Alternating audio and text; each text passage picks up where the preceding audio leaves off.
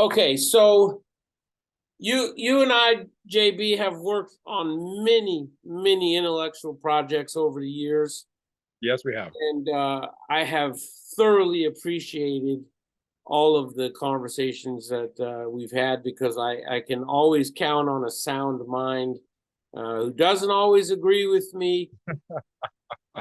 It would But be it wouldn't be any fun if you always agreed with each other. no, it wouldn't be any fun. But we always find the truth. Yeah. And I set out, several years ago, writing my book called Fixed Point, which does tackle the issue of red dot sites and iron sites. Right. When I was almost done with the book, I came across this study for Sage Dynamics and Aaron Cohen. And I saw us going in the same direction for a while until it came to the part where money got involved over purpose. And I came to that same crossroads and I said, okay, the answer is no sights, eye-hand coordinated shooting. And then I saw his report and it came to the same crossroads and it was like red dots are the answer. And so I dug into it after I had already written my book, and you and I had been through that process, and so I was wanting to add things to the cover, basically like how did we go two different directions? And I believe the answer was that one path led to financial success and the other path led to altruism, which I'm more concerned about doing what's right for people who are trying to find the right way to defend themselves. Yeah. Right. I have other things I could be doing. I feel this is more of a mission than anything, and I want to hurry up and finish it. But my contention so Sage Dynamics and Aaron Cohen, look, I'm not trying to attack him as a person because I think that he's on the right track, just like I have been in writing my book about this very same subject. But I want to talk about how we went in two different directions. And that when I read through his study, and I've read through it several times, and so have you. Yep. I have some serious issues with it. And my issues with it are that it's not, to me, it does not appear to be scientific or to follow accepted research modeling that I agree. Yeah. universities have accepted that you need. Now, here's the problem from my perspective, and my biggest issue is that you take red dot sites and you have iron sites and you compare them to each other. And the average person is going to go, oh, yeah, Pepsi Coke challenge. Like I get it. Yeah. But there's a huge problem with that because it's presented more empirically, like there's data to go behind this. And in any intelligent and accepted research methodology, you have a control group and you have one or more experimental groups. Okay, correct. For the average person to understand where I'm coming from with this, so I can kind of break down research models into layman's terms, a person has bad eyes, right? And they can't see like they used to. Right. The treatment are lenses. So red dots could be reading glasses and iron sights could be bifocals. So the eye is the disease. The lenses are the treatment for the disease. Right. Those two things are comparing two treatments to each other without a control group. Now, the eye is the disease itself, so that's a variable that we're trying to affect. What Aaron was missing is that control group, which was the gun, which is devoid of any effect. That means no sights on the gun, naked eye.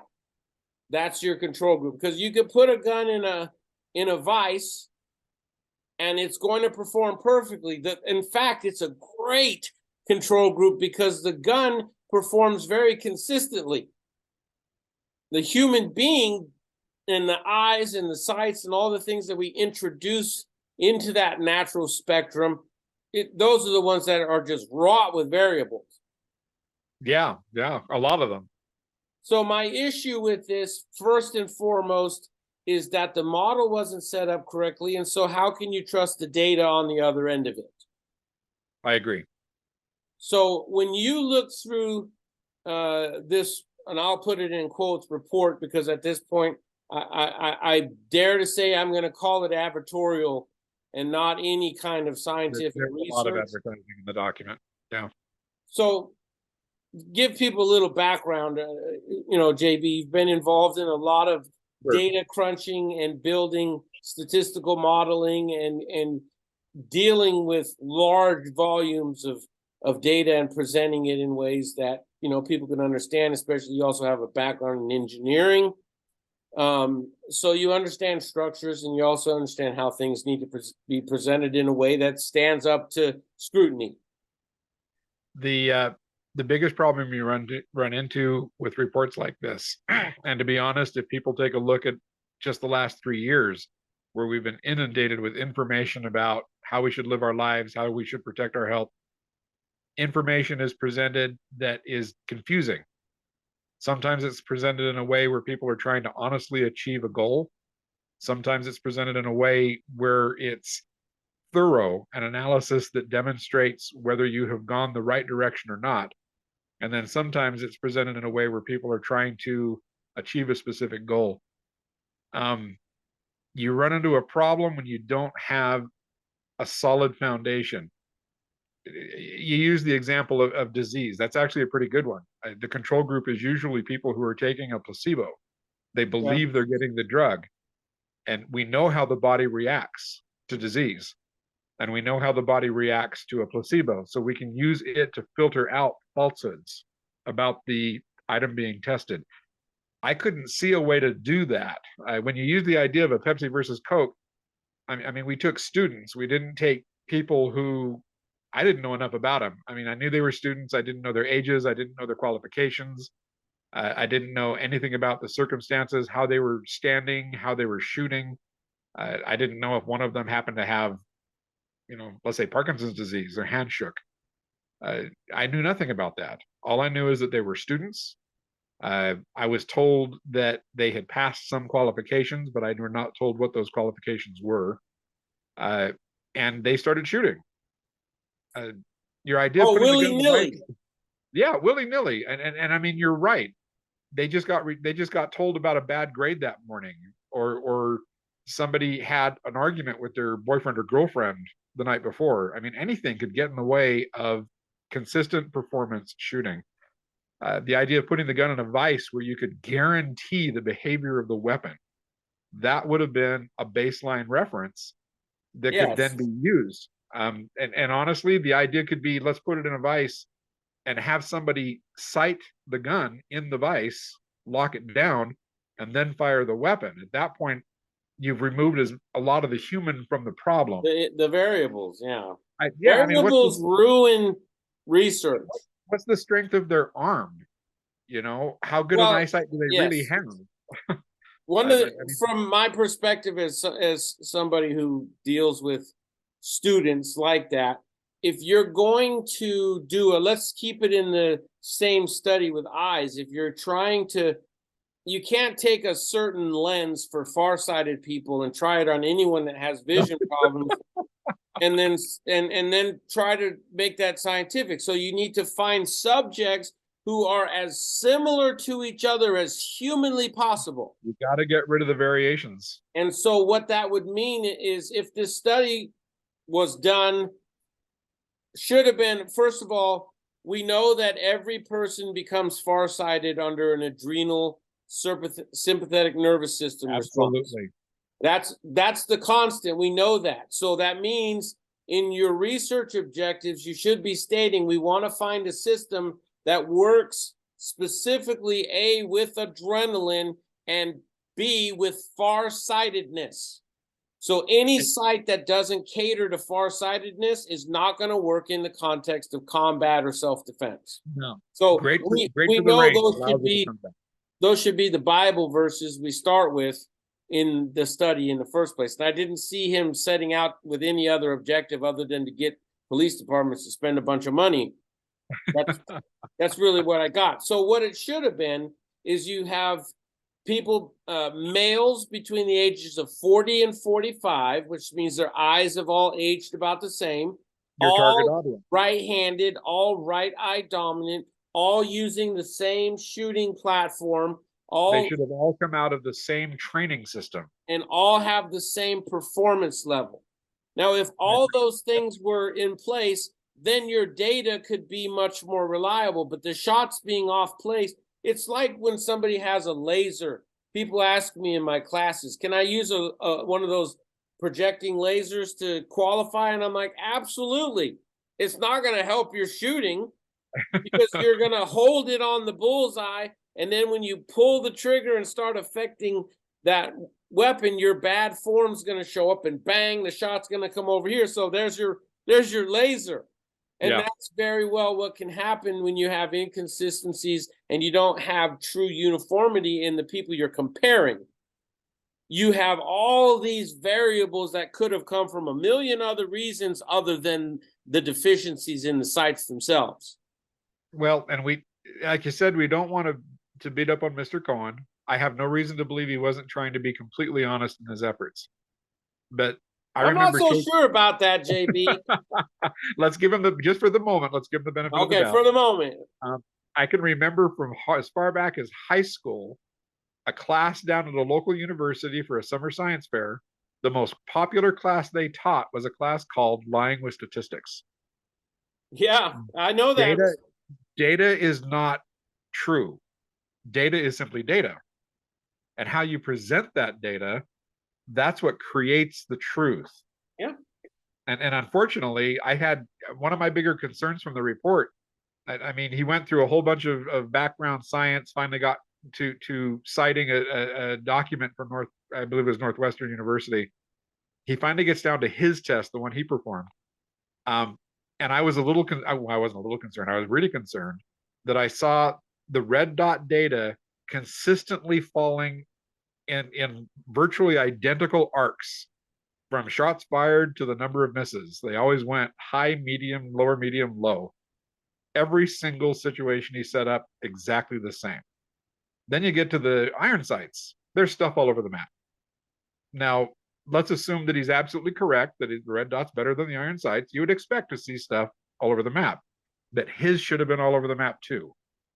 Yes, because sights do not make good shooters. Well, no, and honestly, unless he had people that were practiced using his product, you would expect variation. You would expect to see highs and lows that weren't this consistent, perfect line every single time. Well, JB, let me stop you for a second because I want to reassert that point that you put red dots or any other, advanced sighting systems in the hands of a bad shooter, it does not make them one bit better.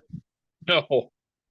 Saying that red dots are improving their performance on the range is absolutely horse poop. You took me down once. I visited you in Las Vegas. You put a gun with ammunition in my hand. It was the second time I'd fired a pistol in my life. And the only reason it hit the wall in front of me was because we were inside in an enclosed building. I have no practice. I have no talent. I have no skill. I have no training. And as I fired that weapon, I can tell you right now, the gun went all over the place. It went up. It went left. I mean, who knows where the bullet actually hit?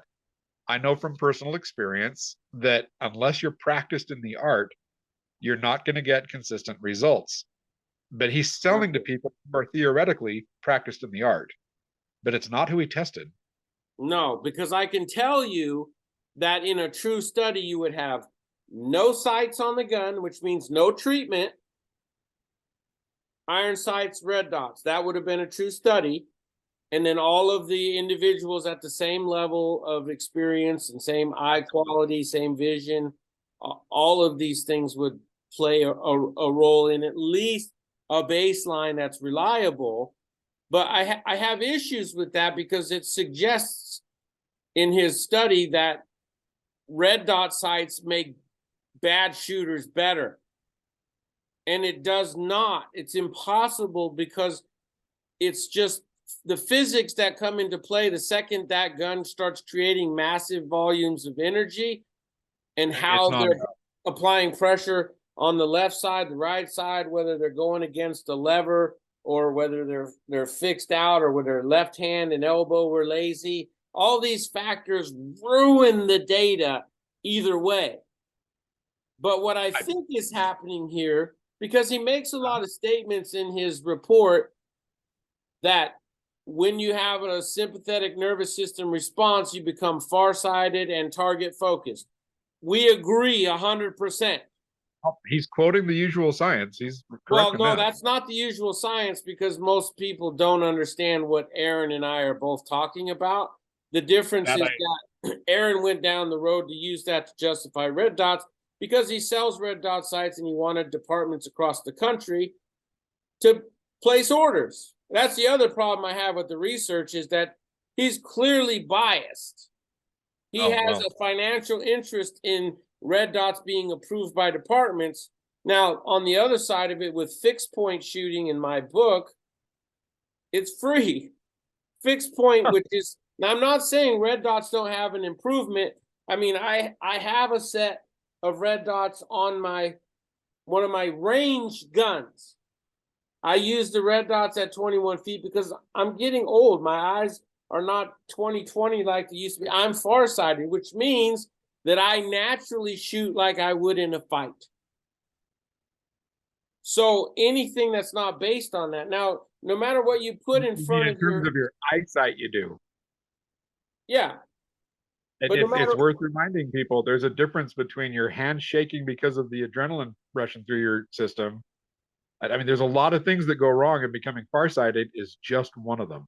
Yes, there's probably 15 or 16 of them that we cover in the book. But the most significant ones that we should be relying on are the things that we know are never going to change. And that is, you become farsighted because your pupils dilate, right? So you lose you lose near field focus. The other thing is that when you have an adrenal response, you go target focus. So that says that if the state you're going to be in a fight is target focused, that eliminates iron sights and red dot sights. Eliminates anything that's sitting on the gun. Anything in between you and the target is out of there. And the problem is that we're so dependent on technology, and people saying there was 10 years of research into these red dot sights and the highest technological minds are involved in designing it. Well, I tell you, he talks about 400,000 years of developing and using weapons, 400,000 years of developing this technology called eye-hand coordination. And it, for even, I'm not picking on you, JB, but even for you, your eye-hand coordination works just as good as Tiger Woods or Michael Jordan's. You're certainly correct. There are things you pick up your keys, it takes you one try. Yeah, I can hit a baseball that's pitched at me, and it's not because I'm staring at my bat. Yes, so that's a constant. People's eye-hand coordination performs very, very sophisticated calculations with proprioception. And what really kind of clued me in, and I hesitate to use, I'll say neophyte, okay? I'll stay on that word, because I do think that Aaron is redeemable, because if him and I had a conversation, we would find a lot of agreement in a lot of these things. But when he said in his report, hand-eye coordination, that really was a red flag for me, because that is an amateur in neurological terminology, because there's no such thing as hand-eye coordination. There's eye-hand coordination. And sports has such relevance to shooting and with fixed point shooting, because it's natural. And in sports, everybody embraces adrenaline. They get pumped up. The coaches are amping them up in the locker rooms because they perform better under adrenaline, because that's what adrenaline is. It's a Superman mode. But with guns, because you put that doubt in front of your face, because you're going, I want to look at the guy, but I need to look at my training. I need to look at and you're back and forth all the time. It's in the way. And need I remind you that when we were closest to this technology back, in the late 1800s, the gunslingers of the day didn't pull the gun up to their eyes and sight anything. They knew that the guy who could break leather and level it faster than the other guy, they were using eye-hand coordination. You get people pumped up in sports, in combat sports. And what my friend Pete Pinto is, a UFC trainer, Pete says it's not relative to the fight until you're standing in front of somebody else. And what Aaron was mentioning in there about, trying to recreate an adrenal response and use that study, you can't take something that's not going to be the same, like what you do on the range doesn't translate at all into how it's going to be in a fight. So why are you creating these research products on the wrong delivery mechanism? It doesn't work that way. He tried to, I'll give him credit. He tried to set something up that made sense without putting people in danger. He tried to set up scenarios where the shooter would enter an area, be approached in a threatening way by other people holding prop knives, being required to stay a certain distance away from the shooter. They could verbally abuse the person. But if I were the shooter, I'm walking into a situation where I know I'm perfectly safe. If there's adrenaline, it's because I'm getting offended by what they've said, and not because I feel like I'm going to die. Well, JB, I want to hear you go through, from a scientific and academic perspective, how much horse crap is in this report. A lot more than I wanted to see. Yes, there was data collected, but as far as I can tell, the data is not substantive. There's no way to correlate the data back to a predictable response that could be repeated. And that's the core essence of science. If I do the test properly, if I publish the test properly, the next guy in line can take my paper, go out and repeat the experiment and get exactly the same result. Honestly, I don't think anybody could repeat this and get the same result. There's just not enough information there to set it up. No, it bothers me. The whole thing bothers me, which leads me to believe that either for me, there's three things that are missing from his study, and that is 3 little letters at the end of his name. Yes. Now that could be innocent enough. I'm just going to give it a shot. And in my book, I made it very clear, look, I'm not a scientist, even though I understand this material fairly well. I'm not going to present information as if I am, because that would make me a charlatan. But I present it in practical way that people can understand in the application is, where's your guidelines? And it leads me to believe that, okay, he sells these things to agencies, so he has a financial interest in the report supporting his own conclusions, because I went down the same path and got to that point, and I go, the natural eye is going to be better than both.